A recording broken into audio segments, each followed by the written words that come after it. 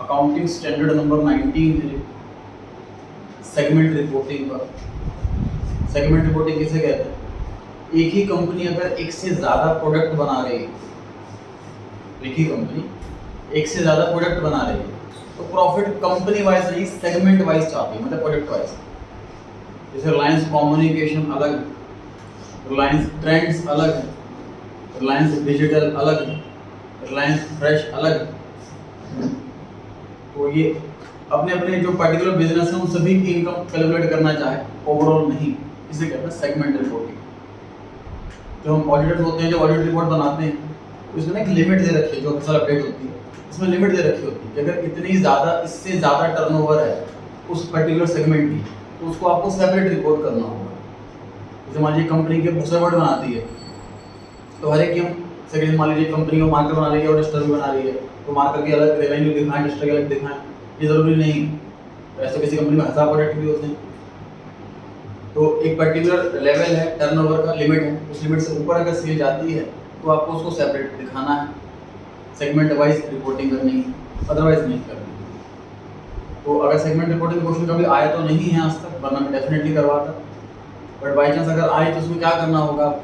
कुछ भी नहीं करना होगा सर। जैसे आपको दो कंपनी दे रखी होती है, मान लीजिए ए लिमिटेड और बी लिमिटेड, और उनकी इन्फॉर्मेशन दे रखी है और रेशियोज निकालनी, तो रेशियो निकाल सकते हैं। अब क्वेश्चन कैसा आ जाएगा कि ए लिमिटेड है, उसकी ब्रांच ए और ब्रांच बी, उनकी इन्फॉर्मेशन दे रखी है, उनकी रेशियो निकाल, ठीक है। कुछ हमें कुछ नई चीज़ नहीं करनी सेगमेंट रिपोर्टिंग में। समझ लीजिए कि दो क्वेश्चन आए, दो अलग कंपनी के बजाय एक ही कंपनी की दो ब्रांचें, चलो के बाद और पूछिए।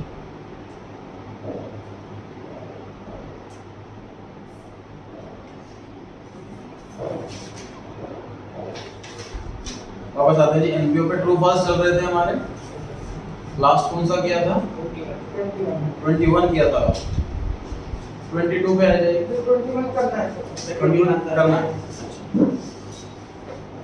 If there appears a sports fund, the expenses incurred on sports activities will be taken to income and expenditure account. बताएं, क्वेश्चन कह रहा है कि स्पोर्ट्स फंड हमारे पास ऑलरेडी है। क्वेश्चन कहता है कि हमारे पास स्पोर्ट्स फंड ऑलरेडी हैं और स्पोर्ट्स की कोई एक्सपेंसेस हो जाते हैं, उस एक्सपेंसेस को कहाँ लिखें? इनकम एक्सपेंडिचर में लिखें कि नहीं लिखें? इनकम एक्सपेंडिचर अकाउंट में नहीं लिखें, फिर क्या करेंगे? स्पोर्ट्स फंड में से माइनस करो। फॉल्स हो गया आंसर, फॉल्स हो गया। तो इसमें कॉमा से पहले वाली लाइन में गायब कर देता हूँ। इस क्वेश्चन में जहाँ कॉमा लिखा हुआ है उससे पहले की लाइन गायब कर देता हूँ, फिर पढ़ता हूँ क्वेश्चन दोबारा। The expenses incurred on sports activities will be taken to income and expenditure account. अब ट्रू है, फंड नहीं हो तो ट्रू हो जाएगा, एक्सपेंस इनकम एक्सपेंडिचर में ही जाएंगे। 22 payment of honorarium is a revenue expenditure. True है जी, तो कैपिटल एक्सपेंडिचर नहीं है, कोई एसेट नहीं है, कोई लंबे टाइम चलने वाला खर्चा नहीं है। 23 receipt from sale of an old asset is an income. False है जी, कैपिटल रिसीट होती है, पैसा मिले और इनकम ना हो उसे कैपिटल रिसीट कहते हैं। हमने कोई पुरानी एसेट बेची है, उसको बेच करके पैसा मिला है, तो जो पैसा मिला है वो इनकम नहीं, उसको बुक वैल्यू से कंपेयर करेंगे और फिर कुछ प्रॉफिट लॉस आता है तो वो रिवेन्यू होगा। इस क्वेश्चन में तो बोला है जितना पैसा मिला वो सारे के सारे इनकम, ये तो गलत हो गया, ठीक है, फॉल्स हो गया आंसर। 24 पर आ गया जी। Receipts and payment account is a summary of cash transaction. True है जी। 25 surplus of non trading organization NGO NPO is distributed among the members। Distribute नहीं किया था और नहीं किस बात की रहेगी?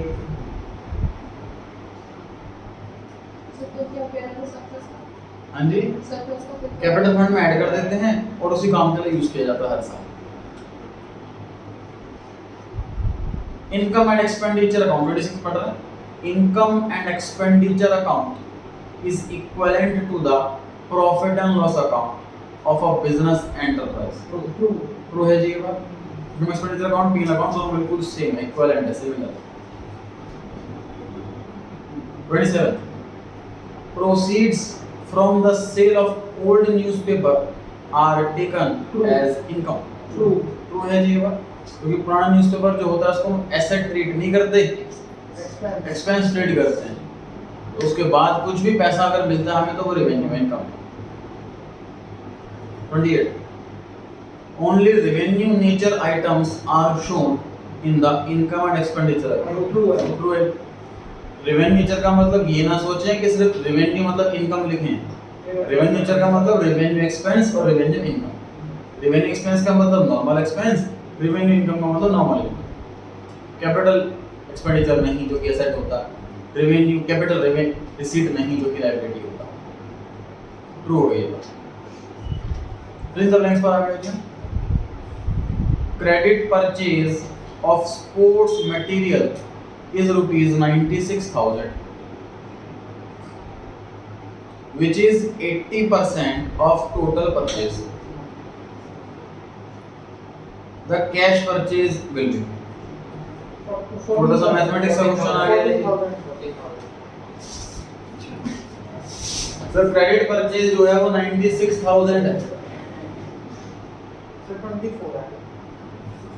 क्वेश्चन कह रहा है ये टोटल परचेज का 80% है। ध्यान से देखो रिकॉर्ड पर, टोटल परचेज मान लीजिए 100 रुपए, तो क्रेडिट परचेज कितनी होगी 80 रुपए, कैश परचेज कितनी होगी 20 रुपए।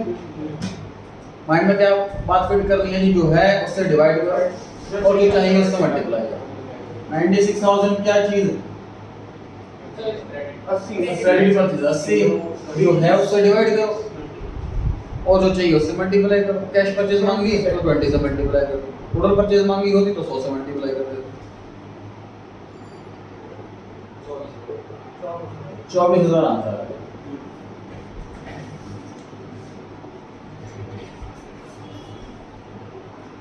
सेकंड पार्ट नोट करते रहे साथ साथ जी सब। Second part, subscriptions received in advance by a club are shown on the dash slide। assets liability subscription advance में मिल गया, लायबिलिटी तो भी।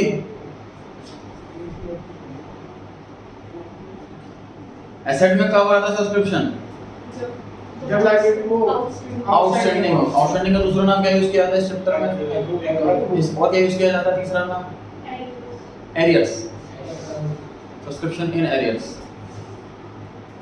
थर्ड क्वेश्चन पर आ गए जी। In a non profit organisation entrance fee is treated as revenue received, main income.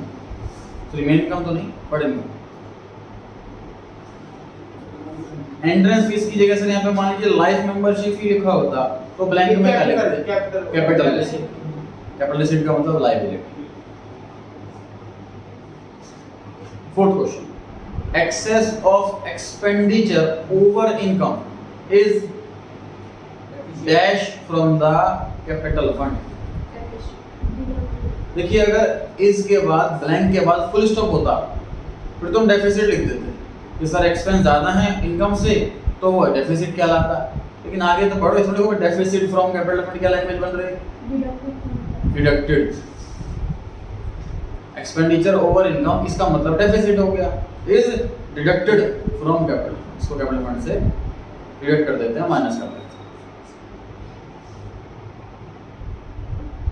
Fifth question, specific donations received by NPO are shown on the dash side of the dash. Balance sheet liability side.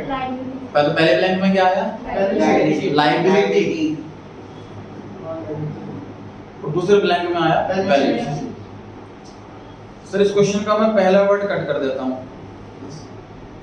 Income and expenditure. रुक जा, पहला blank का answer income, correct. Income side या फिर credit side लिख सकते हैं, हां क्रेडिट साइड है ना। ऑफ लास्ट ब्लैंक में इनकम एंड एक्सपेंडिचर अकाउंट, ठीक है जी। पहले ब्लैंक में या तो इनकम या फिर क्रेडिट।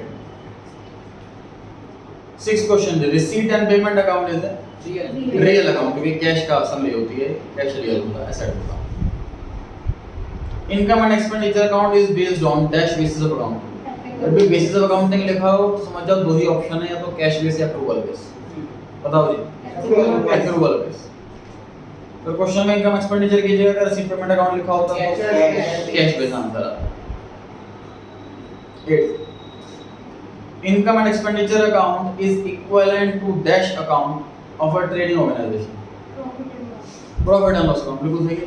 तो क्वेश्चन ट्रू फॉल्स में भी था 26 नंबर पे।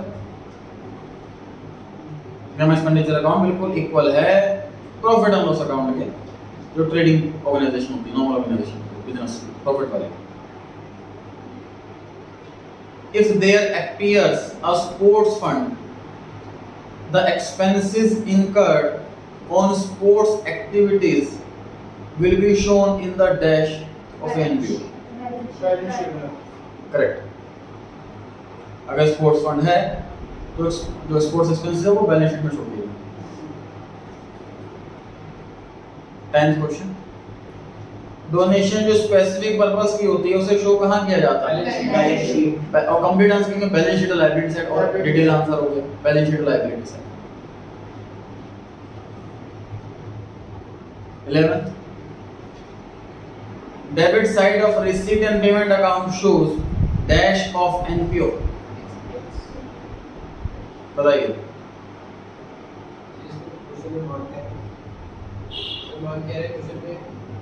रिसीट एंड पेमेंट अकाउंट के डेबिट साइड में क्या लिखते हो आप? नहीं, एक्सपेंस। सारे नालायक हो रहे हैं और नालायक इनकम और नालायक।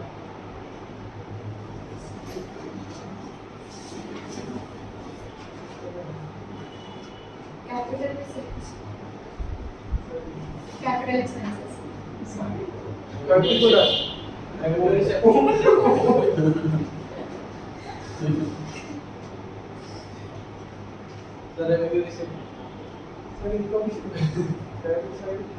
रिसीट्स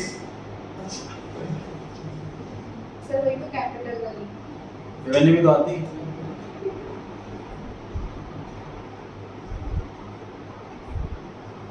तो रिसीट एंड पेमेंट अकाउंट का डेबिट साइड रिसीट शो करता है। क्वेश्चन में पूछता credit side of receipt and payment account shows payments. Income नहीं बोल सकते आप, क्योंकि हमने मशीन बेची तो भी आता है, डोनेशन स्पेसिफिक मिली वो भी तो आता है, तो लायबिलिटी भी आती है, इनकम भी आती है। एक वर्ड में बोलेंगे तो रिसीट।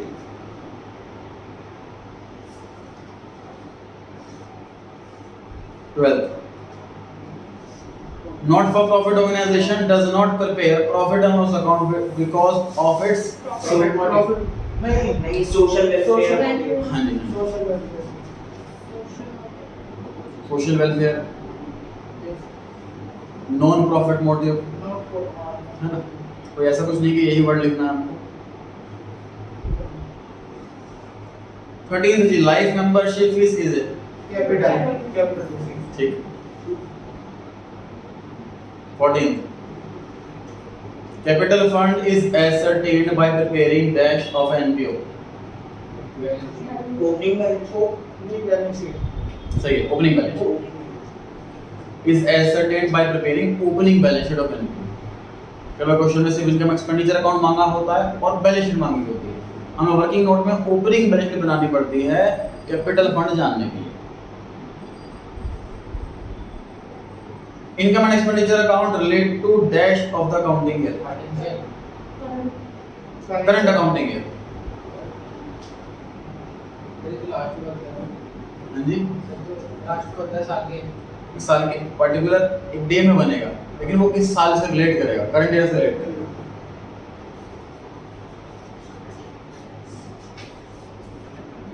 मतलब उसमें प्रीवियस ईयर के आइटम नहीं आएंगे, नेक्स्ट ईयर के आइटम नहीं आएंगे, सिर्फ करंट ईयर के आइटम।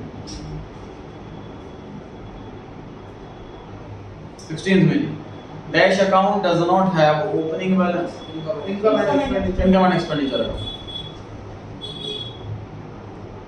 अब ऐसे फिल द ब्लैंक्स में क्वेश्चन में मेंशन करेगा कि इस चैप्टर से क्वेश्चन है, वरना ऐसे तो बहुत सारे अकाउंट होते हैं जिसका ओपनिंग बैलेंस नहीं होता, हमें कैसे पता कौन से चैप्टर से क्वेश्चन है। 17 the excess of income over expenditure, इसे ट्रांसफर कहाँ करते हैं? Capital capital fund. अगर ट्रांसफर्ड टू, ये दो वर्ड नहीं लिखे होते तो डेफिसिट वो से सरप्लस सरप्लस लिखा है। Excess of income over expenditure is surplus, लेकिन यहाँ पे लिखा ट्रांसफर टू तो कैपिटल। बैलेंस शीट भी गलत नहीं होता, लेकिन कैपिटल फंड स्पेसिफिक आंसर हुआ, ब्रॉड आंसर हुआ। 18 income and expenditure account records items of dash nature, revenue nature, payment भी आती है, रेवेन्यू नेचर की आइटम आती है। रेवेन्यू नेचर के अंदर एक्सपेंस भी आ गए, इनकम भी आ गई। Receipt and payment account is dash of the years, क्या होता है रिसीट पेमेंट अकाउंट? समरी, बिल्कुल सही है, पहले ब्लैंक में आ गया summary. Summary of the years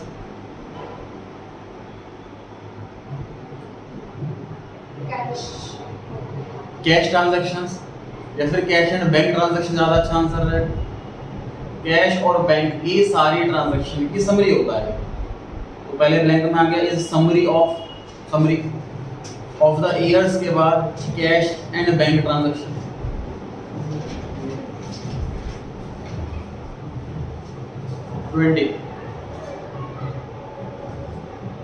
In the receipt and payment account, receipts are shown on the dash side, debit side. 21 credit balance in the income and expenditure account means excess of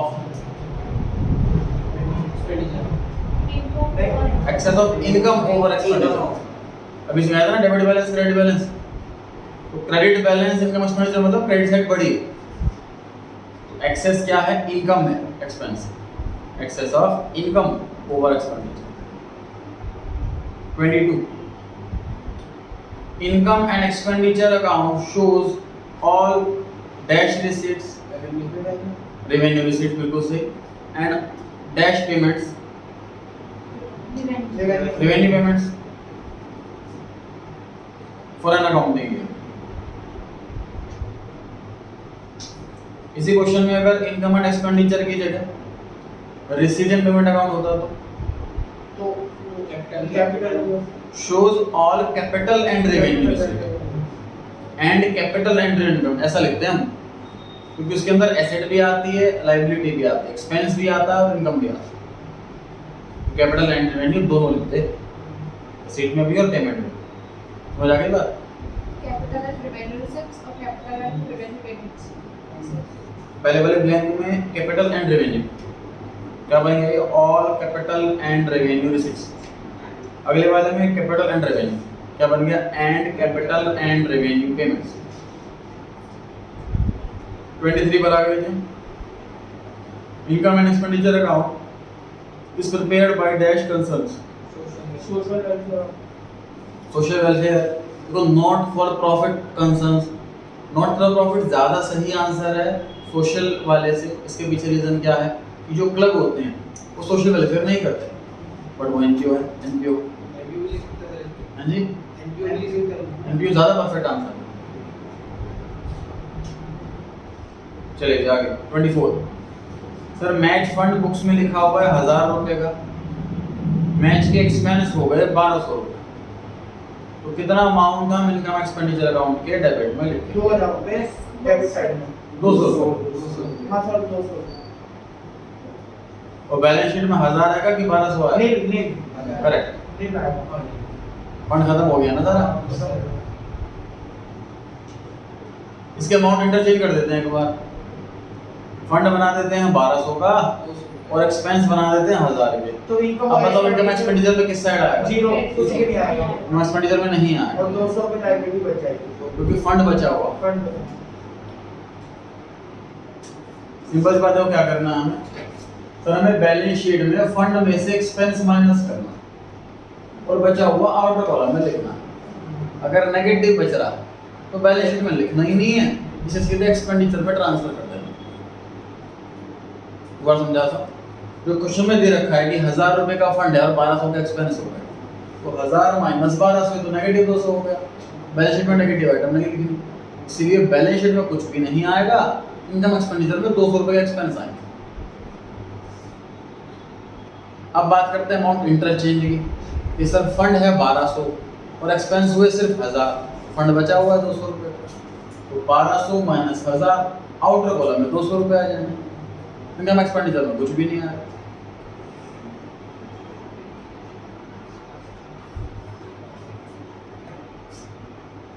पढ़ते हैं आगे। 25th, if expenditure is 16,000 and surplus credited to capital fund 45 तो income बताओ। Simple सी बात sir, देखिए income and expenditure account में surplus किस side आता?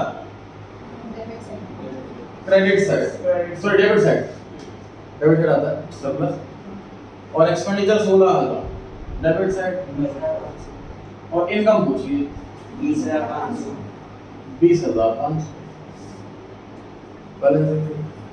तो नॉर्मली क्या होता है, हमें इनकम दे रखी होती है, एक्सपेंस दे रखा होता है, सरप्लस निकाल लेते हैं, नॉर्मली ऐसा होता है। बस सरप्लस और एक्सपेंस दे दिया, इनकम पूछ ली,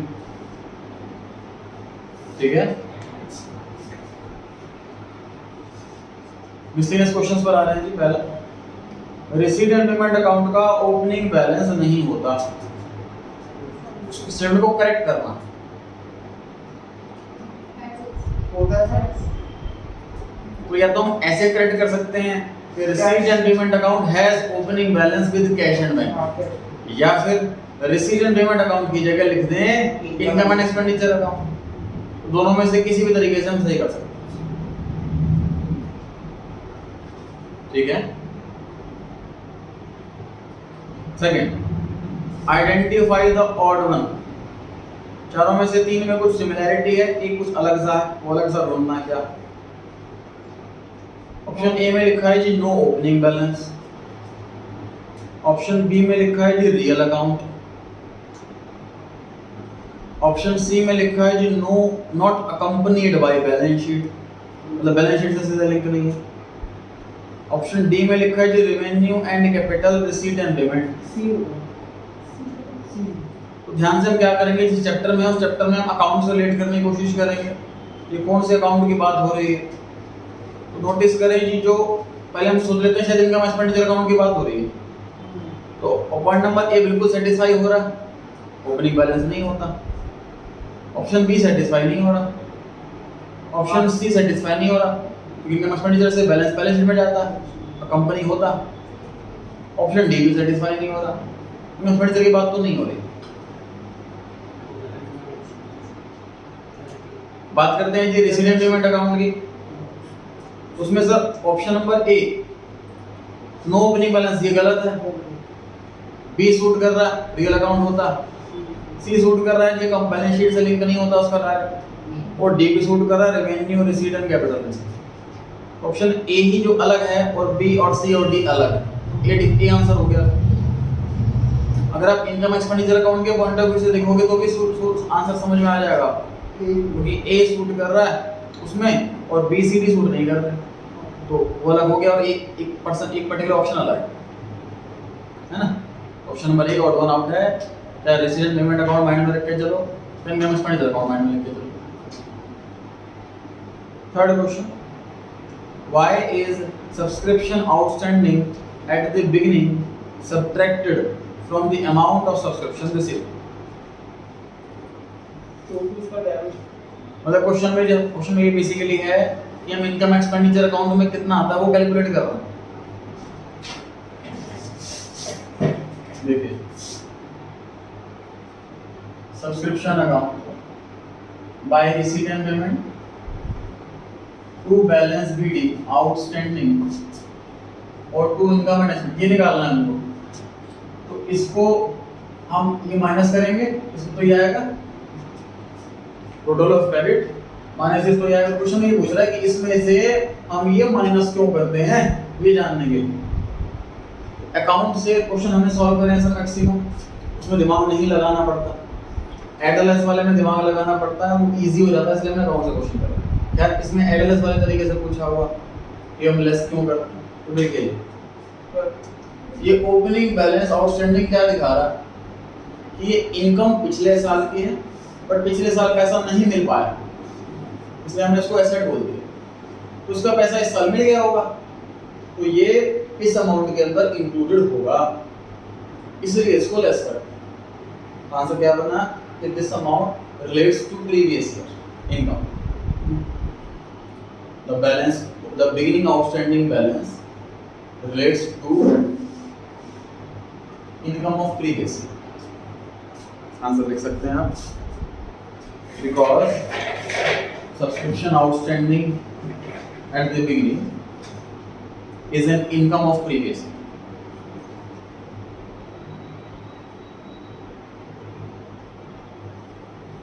Is an income of previous year. Because subscription outstanding at the beginning is the income of previous year.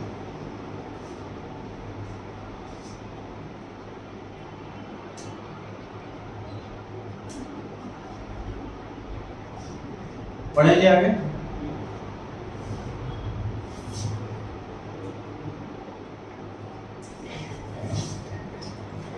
और इसमें बताइए लिखा होता है बैलेंस सीडी एडवांस, ये ऐड करते हैं कि लेस करते हैं?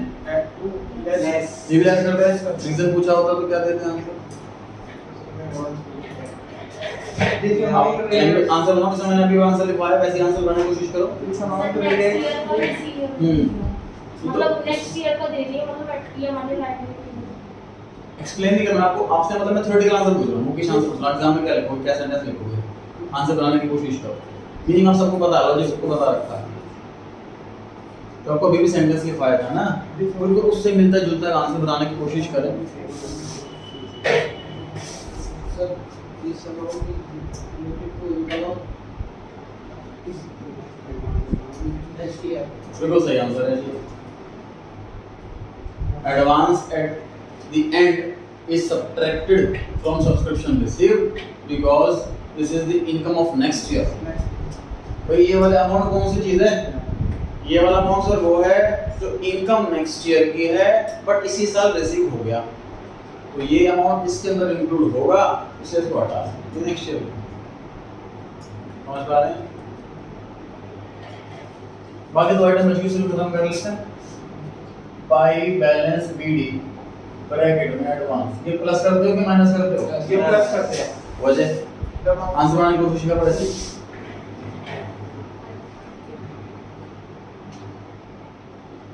सर ये प्रीवियस ईयर का बैलेंस जो प्रीवियस में मिल गया एडवांस में वो सारी इनकम है। करेक्ट। तो sir opening beginning at the advance at the beginning, subscription advance at the beginning is added to subscription received because this income is related to current year। ठीक है, ये करंट ईयर की income है, इसलिए इसको add कर रहे हैं। कोई इस साल की इनकम नहीं है इसलिए इसको हटा रहे हैं। तो ये इनकम इस साल की नहीं है, हटा दिया। पिछले साल की इनकम, ये नेक्स्ट ईयर की इनकम है, इसको हटा दिया। करंट ईयर की इनकम है, इसको जोड़ दी। ठीक है, लास्ट बैलेंस सीडी ब्रैकेट में प्लस करते हैं कि माइनस? प्लस करते हैं। कोशिश करो आंसर बनाने की। करंट ईयर करंट ईयर की इनकम, इन दोनों के लिए सेम लॉजिक है। ये इस साल की इनकम है, बस लास्ट ईयर मिल गई थी। ये इस साल की इनकम है, इस साल नहीं मिलेगी, नेक्स्ट ईयर मिलेगी। दोनों इस साल की इनकम है, इसे दोनों को प्लस कर रहे हैं। ये दोनों इस साल की इनकम नहीं है, इसलिए इसको माइनस कर रहे हैं। ये पिछले साल की, ये नेक्स्ट ईयर। ठीक है जी, केवल आंसर पता होता लेकिन लिख नहीं पाते हैं, कैसे लैंग्वेज में लिखना है वो दिक्कत आ जाती है। Last question. Is it correct to say if some item of expenditure is useful only for the current year, it is known as revenue expenditure? अगर कोई एक्सपेंस सिर्फ और सिर्फ करंट ईयर के लिए काम का, तो ऐसे एक्सपेंस को रेवेन्यू एक्सपेंडिचर कहते हैं। करेक्ट है ये बात? बिल्कुल करेक्ट है ये बात। एक्सपेंडिचर दो टाइप के, कैपिटल एक्सपेंडिचर, रेवेन्यू एक्सपेंडिचर। जो सिर्फ करंट ईयर में ही यूज हो पाए वो रेवेन्यू एक्सपेंडिचर, जो एक साल से ज्यादा यूज हो पाए वो कैपिटल एक्सपेंडिचर। तो इसका यूज सिर्फ इसी साल के लिए है और इवन एक्सपेंडिचर है ट्रू रहेगा। इसमें useful only for current year की जगह मोर देन 1 ईयर लिखा होता तो फिर यस नो कर देते फिर आंसर। समझ पा रहे हैं?